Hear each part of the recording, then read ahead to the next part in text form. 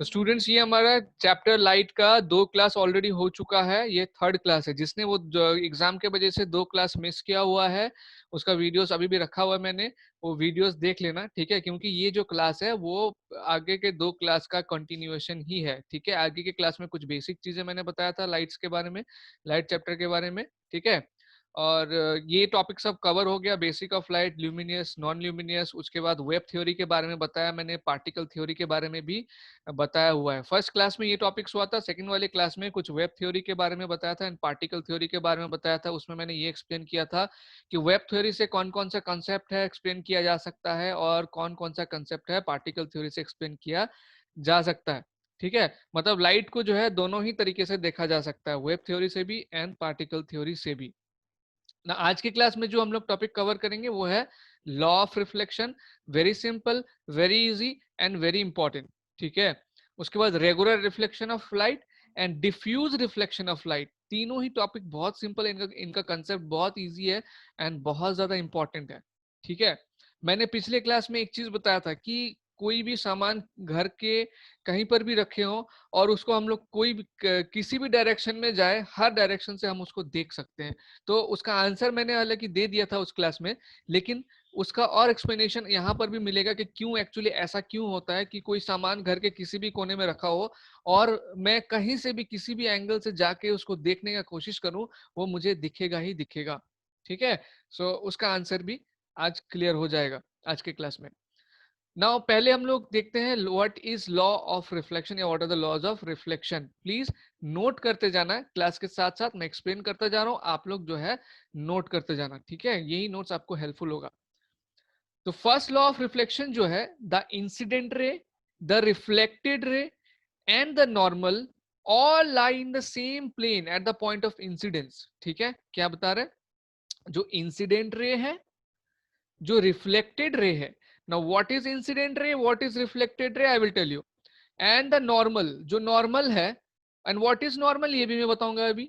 ये सभी जो है सेम प्लेन पे लाई करते हैं at the point of incidence. This is the first law of reflection, that the incident ray, reflected ray and the normal, ठीक है, all lie in the same plane. ये हमारा हो गया फर्स्ट लॉ ऑफ रिफ्लेक्शन।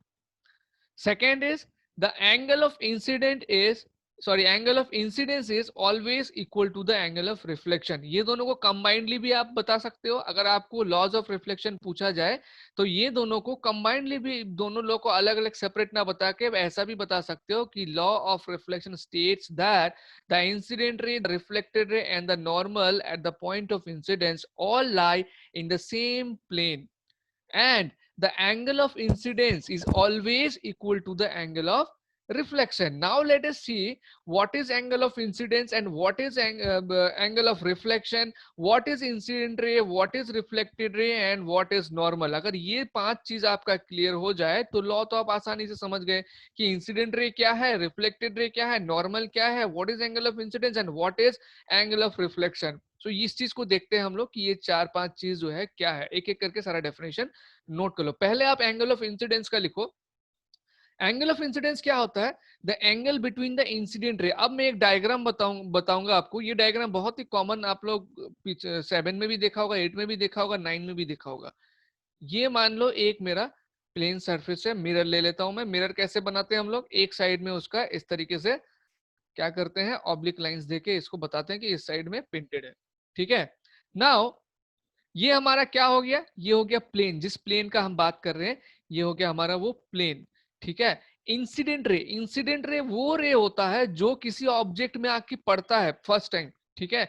ये मान लो यहाँ पर मेरा सोर्स ऑफ लाइट है, यहाँ पर मेरा सोर्स ऑफ लाइट है, यहां से रोशनी का एक रे, किरण का एक रे आके इसमें पड़ रहा है, इस प्लेन में पड़ रहा है, ठीक है? ये प्लेन सरफेस है, तो इसको कहेंगे इंसिडेंट रे, जो रे आता है, ठीक है? सोर्स ऑफ लाइट से ये आया।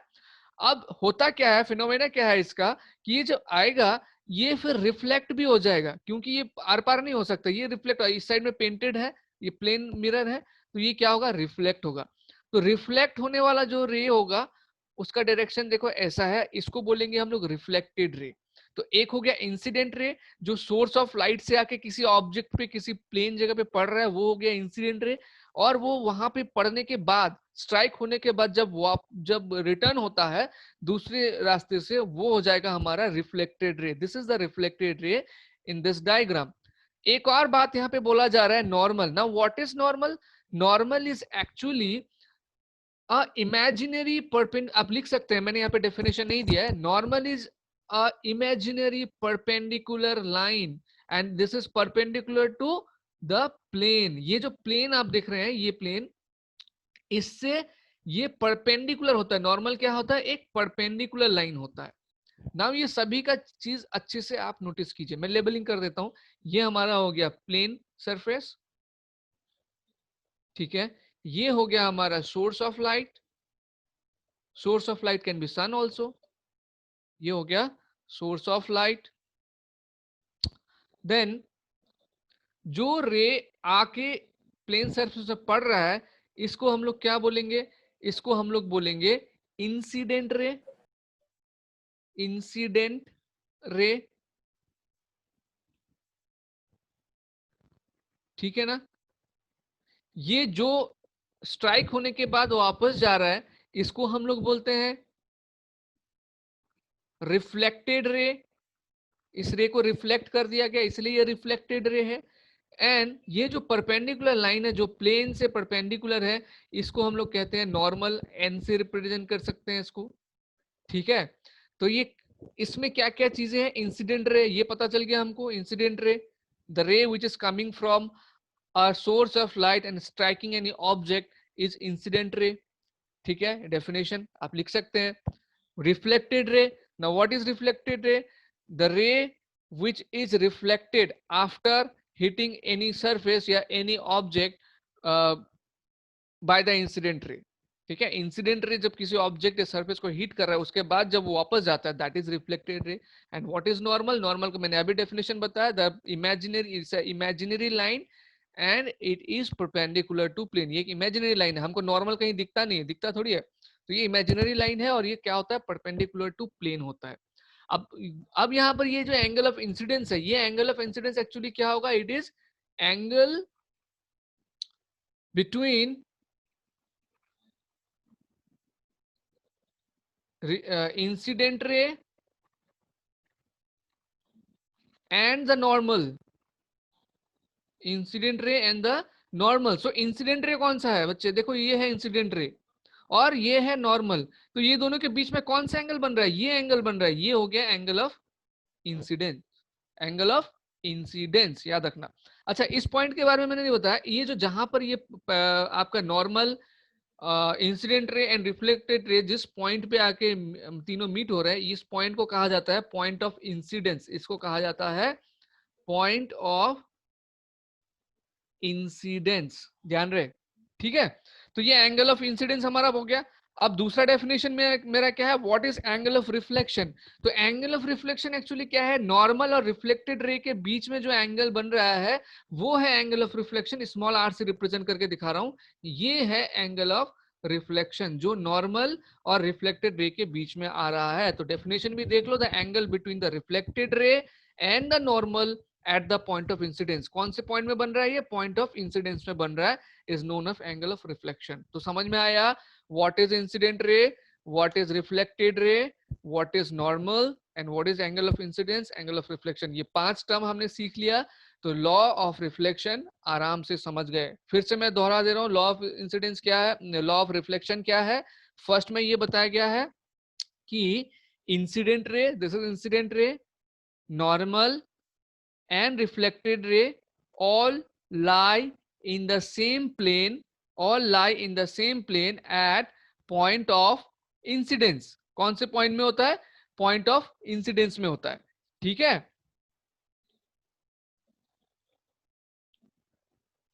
ओके, तो ये था लॉज ऑफ रिफ्लेक्शन का meaning, definition and all the related terms. And this diagram is very very important. ये डायग्राम आप अपने कॉपी में बना के रखना विथ प्रॉपर लेबलिंग, ठीक है। ये डायग्राम को अगर देखते हो तो आपका लॉ ऑफ रिफ्लेक्शन जो है ना, बुक में इतना लंबा लिखा हुआ है, पढ़ने का जरूरत नहीं होता। इस डायग्राम को एकदम अच्छे से देख के समझ के जाओ। लॉ ऑफ रिफ्लेक्शन, बाकी सारे चीज रिफ्लेक्शन से रिलेटेड जो है, अब आराम से लिख पाओगे, ठीक है। तो डेफिनेशन लिख लेना, बाकी मैंने जो बनाया उसको मैं क्लियर कर रहा हूँ। एंड नेक्स्ट टॉपिक में मूव कर रहा हूं। नेक्स्ट टॉपिक क्या है? Now, what happens when a ray of light falls normally on the surface of a plane mirror? Diagram जो मैंने अभी बनाया था उसको मैं दोबारा बनाता हूं, ठीक है? एंड इस क्वेश्चन का आंसर ढूंढने का कोशिश करते हैं। इसमें क्वेश्चन में ये पूछा जा रहा है कि अगर कोई रे ऑफ लाइट नॉर्मली जो है फॉल करता है, नॉर्मली फॉल करने का मतलब है जहां पर नॉर्मल है उसके जरिए फॉल करता है किसी प्लेन मिरर में, तो अब वो क्या होगा या कैसे होगा? तो पहले तो जो डायग्राम अभी अभी बनाया था मैंने उसको दोबारा बनाता हूँ। किस तरीके का डायग्राम था? ये हमारा प्लेन सरफेस हो गया। बहुत ध्यान से देखना एंड पूरा मन लगा के सुनना, इधर उधर बात नहीं करना किसी के साथ घर पे अभी। ये हो गया हमारा इंसिडेंट रे, ये हो गया हमारा रिफ्लेक्टेड रे, और इमेजिनरी लाइन था हमारा नॉर्मल, ठीक है ना? ये हो गया, और ये है पॉइंट ऑफ इंसिडेंस। अब दोबारा देखो इसमें क्या बोला है, what happens when a ray of light falls normally। देखो ये एक रे ऑफ लाइट है जो इस तरीके से आ रहा है, ऑब्लिकली आ रहा है यहां से सोर्स ऑफ लाइट से, ये source of light, source of light से ये ऑब्लिकली आ रहा है, लेकिन ये बोला ऑब्लिकली नहीं, ये नॉर्मली आ रहा है, मतलब इसी रास्ते से आ रहा है। तो इसी रास्ते से अगर आ रहा है ये लाइट, तो क्या होगा, ये इसी से ही रिफ्लेक्ट हो जाएगा। मतलब ऐसे अगर सीधा अगर आ रहा है तो ये सीधा ही रिफ्लेक्ट होगा। इसका रीजन क्या है?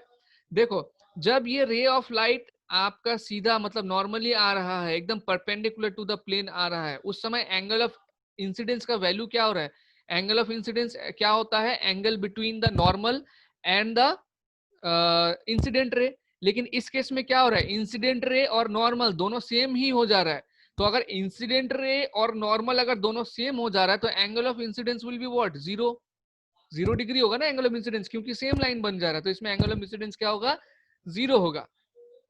अगर एंगल ऑफ इंसिडेंस 0 होगा तो एंगल ऑफ रिफ्लेक्शन ऑब्वियसली 0 होगा। प्लेन सरफेस का हम बात कर रहे हैं, क्यों 0 होगा? बिकॉज लॉ ऑफ रिफ्लेक्शन में हमने पढ़ा कि angle of incidence is equal to angle of reflection, isn't it? अगर एंगल ऑफ इंसिडेंस और एंगल ऑफ रिफ्लेक्शन दोनों बराबर होता है तो क्या होगा कि अगर इंसिडेंस, एंगल ऑफ इंसिडेंस का वैल्यू 0 डिग्री है तो एंगल ऑफ रिफ्लेक्शन का वैल्यू भी 0 डिग्री ही होगा। तो अगर एंगल ऑफ रिफ्लेक्शन 0 डिग्री होगा तो इसका मतलब 0 डिग्री पे रिफ्लेक्शन होने का मतलब क्या है? इसी रास्ते से वापस जाएगा। तो इसका सीधा सा आंसर है कि अगर कोई रे ऑफ लाइट नॉर्मली फॉल कर रहा है किसी प्लेन मिरर पे तो वो रिफ्लेक्ट भी नॉर्मल से ही होगा, मतलब परपेंडिकुलरली आया किसी प्लेन सरफेस पे तो उसका जब रिफ्लेक्शन होगा वो भी परपेंडिकुलरली होगा। यही इसका आंसर है। देखो यहाँ पे लिखा हुआ है आप इसमें ये सब लिख सकते हो, when the ray of light falls normally on a surface of plane mirror the angle of incidence is 0 degree, hence the angle of reflection will also be 0 degree because of law of reflection। तो इसका मतलब क्या conclusion निकल रहा है कि the ray of light which falls normally on the surface of plane mirror is reflected back along the same path। वो same रास्ते से जाएगा, जैसे ये वाला इंसिडेंट रे ऐसे आया, सॉरी ऐसे गया, तो यहाँ पर एक एंगल बना के गया है ये, जो कि angle of incidence and reflection बताया जा रहा है और दोनों इक्वल है। लेकिन एक नॉर्मल के थ्रू से जो रे आएगा उसका तो एंगल ऑफ इंसिडेंस बन ही नहीं रहा है, 0 बन रहा है। तो अगर एंगल ऑफ इंसिडेंस नहीं बन रहा है तो एंगल ऑफ रिफ्लेक्शन भी नहीं बनेगा, एंड वही रीजन की वजह से ये क्या होगा, सेम उसी पाथ से वापस रिफ्लेक्ट करेगा। जैसे ये एक प्लेन ऑब्जेक्ट है, प्लेन ऑब्जेक्ट का बात कर रहे हैं, यहाँ पे आया लाइट ऐसे चला गया, लेकिन कोई लाइट अगर ऐसे आ रहा है सीधा एकदम परपेंडिकुलर आ रहा है तो ये ऐसे नहीं जा सकता, ये फिर ऐसे ही वापस हो जाएगा, ये आया एंड देन ये गया। तो यही है इसका क्वेश्चन का आंसर, ठीक है? बहुत सिंपल कंसेप्ट है, लेकिन वही मैं बार बार बता रहा हूँ, हर एक कंसेप्ट जो है यहाँ पे बहुत ही इंपॉर्टेंट है, ठीक है? नाउ देखते हैं कुछ इंपॉर्टेंट चीजें। रेगुलर रिफ्लेक्शन ऑफ लाइट, मैंने बताया था रेगुलर रिफ्लेक्शन ऑफ लाइट के बारे में बताऊंगा। तो what is regular reflection of light, पहले में जो कंसेप्ट है डेफिनेशन लिखाने से पहले उसको क्लियर करता हूँ। मान लो ये आपका क्या है, प्लेन सरफेस है, ठीक है? एक साइड में पॉलिश कर दिया मैंने इसको, प्लेन मिरर है। तो जब रे ऑफ लाइट आएगा पैरेलली, बीम ऑफ रे ऑफ लाइट में मान लेता हूं 3 रे ऑफ लाइट आया ऐसे पैरेलली इस प्लेस को स्ट्राइक किया, ठीक है? तो ये एक एंगल ऑफ ये एक इंसिडेंट रे हो गया, ये एक इंसिडेंट रे हो गया, ये एक इंसिडेंट रे हो गया। तो सभी इंसिडेंट रे का, अच्छा तीनों को मैं अलग अलग कलर से बनाता हूं तो समझाने में थोड़ा सा इजी रहेगा। एक का ब्लैक ले लिया,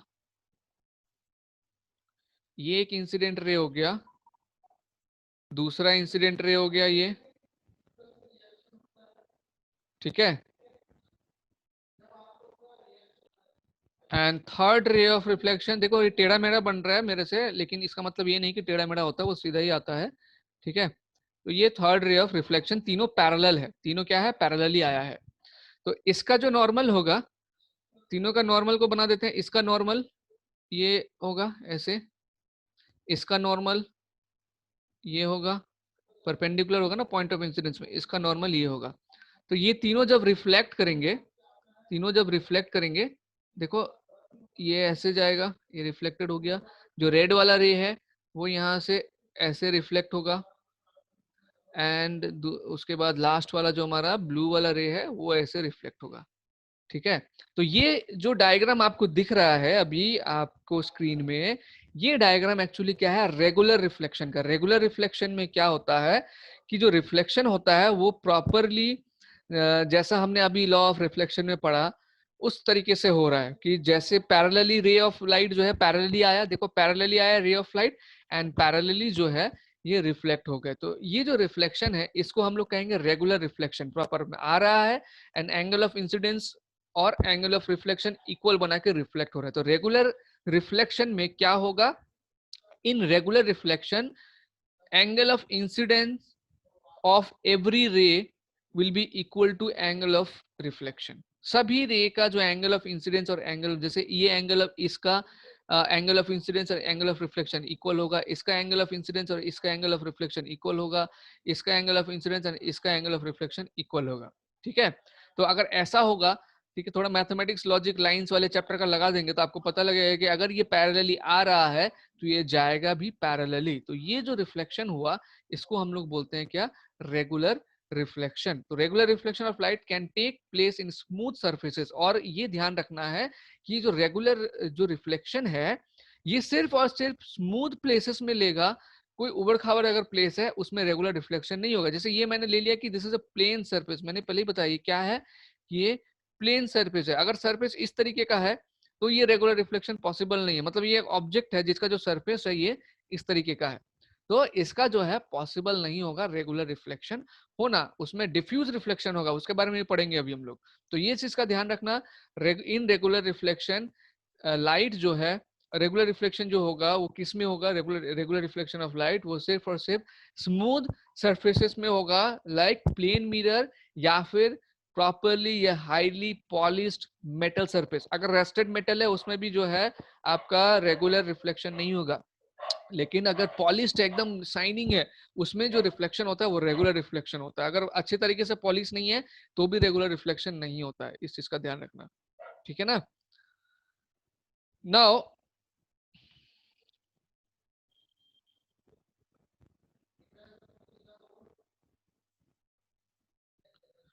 नाउ अभी हम लोग देखेंगे कि what is diffuse reflection of light.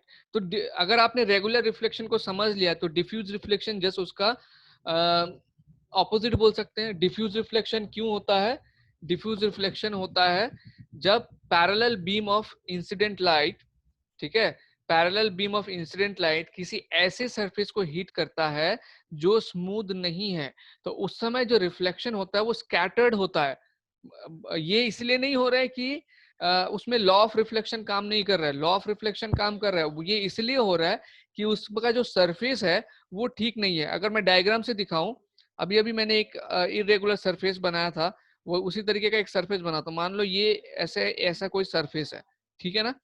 तो यहां से एक रे आता है इस तरीके से और यहाँ पे स्ट्राइक करता है, तो ये रे इधर नहीं जा सकता, ये रे जो है कहीं इस साइड में आ जाएगा इस तरीके से। उसके बाद मान लो एक और रे आया ये जो इससे पैरेलल है, तो इसका जो रिफ्लेक्शन होगा तब इधर पे होगा, तो ये स्कैटर्ड हो रहा है। एक और रे मान लो पैरेलल ही आया है, लेकिन ये कहाँ पे हिट किया है, ये हिट किया है यहाँ पे आके, तो इसका जब रिफ्लेक्शन होगा ये इधर ऐसे हो जाएगा। तो ये जो स्ट्रक्चर आपको दिख रहा है ये है डिफ्यूज रिफ्लेक्शन का, ठीक है। नॉर्मल इसमें एंगल ऑफ इंसिडेंस और एंगल ऑफ रिफ्लेक्शन भी इक्वल हो ऐसा चांसेस भी बहुत कम है, ना के बराबर है, ठीक है। तो डिफ्यूज रिफ्लेक्शन में जो रिफ्लेक्शन होता है एक्चुअली वो जो सरफेस है, सरफेस स्मूथ नहीं होने की वजह से होता है, एंड लाइट जो है बहुत चारों तरफ ये स्कैटर हो जाता है, ठीक है ना? तो ऐसा आप इसीलिए आपको जो है हर कोई भी ऑब्जेक्ट किसी भी कोने से दिखता है, क्योंकि क्या होता है ऑब्जेक्ट्स का जो पार्टिकल्स होते हैं वो लाइट को स्कैटर कर देते हैं इस डिफ्यूज रिफ्लेक्शन से। ठीक है, इसीलिए कोई भी ऑब्जेक्ट कहीं भी रखा हो, हम उसको कहीं किसी भी डायरेक्शन से देखें, कहीं किसी भी जगह से देखें, वो हम लोग को दिखता है because of diffuse reflection. Light जो है बहुत सारे डायरेक्शन में उस ऑब्जेक्ट में पड़ने के बाद बहुत सारा डायरेक्शन में वो स्कैटर हो जाता है। अब लाइट का तो मैं ऐसे रे बना के दिखा रहा हूँ, अब ऐसा तो है नहीं ना कि लाइट जो है इतना गैप गैप में आ रहा है। लाइट का रेज भी जो है इतना क्लोजली पैक्ड है कि इसके साथ एक और रे है, इसके साथ एक और रे, इस तरह से बहुत सारा रे है और बहुत सारा रे बहुत सारे डायरेक्शन में जा रहा है। कुछ हमारे आंखों में पड़ता है, जब हमारे आंखों में पड़ता है तब हमको वो दिखता है। तो ध्यान रखना, डिफ्यूज रिफ्लेक्शन क्या है? It's a type of reflection जिसमें ये कौन से टाइप ऑफ ऑब्जेक्ट्स में होता है? जिसका सरफेस रफ है, जिसका सरफेस इरेगुलर है। ठीक है, एंड रेगुलर रिफ्लेक्शन पॉसिबल किस में है? एक तो प्लेन मिरर में होता है रेगुलर रिफ्लेक्शन, ठीक है, और दूसरा किस में होता है? अगर कोई सरफेस है, मेटल का सरफेस जो हाईली पॉलिश्ड है, एकदम शाइन कर रहा है, चमक रहा है, उसमें जो है रेगुलर रिफ्लेक्शन पॉसिबल है। अदरवाइज ज्यादातर केस में डिफ्यूज रिफ्लेक्शन होता है। अगर डिफ्यूज रिफ्लेक्शन नहीं होगा तो आप चीजों को हर तरीके से हर साइड से नहीं देख पाएंगे। समझ में आया? तो आज के क्लास का टॉपिक यही है, कल फिर इस क्लास का कंटिन्यू करूंगा एंड आगे का जो टॉपिक्स है उसको कवर करूंगा, जैसे इमेज फॉर्मेशन वगैरह हो गया, ऑब्जेक्ट्स का डेफिनेशन, कैसे इमेज फॉर्मेशन होगा। पहले प्लेन मिरर का कंप्लीट कर लेंगे हम लोग एंड उसके बाद स्फेरिकल मिरर में घुसेंगे। प्लेन मिरर का इजी है, स्फेरिकल मिरर का भी इजी है, लेकिन उसमें थोड़ा सा ज्यादा हम लोग को दिमाग लगाना पड़ेगा। That's it. ठीक है, तो आज की क्लास में मेरा यही इतना ही टॉपिक है। इसका नोट्स कॉपी में जरूर बना लेना, ठीक है। और अभी क्या क्या डाउट्स है वो मेरे को बताओ।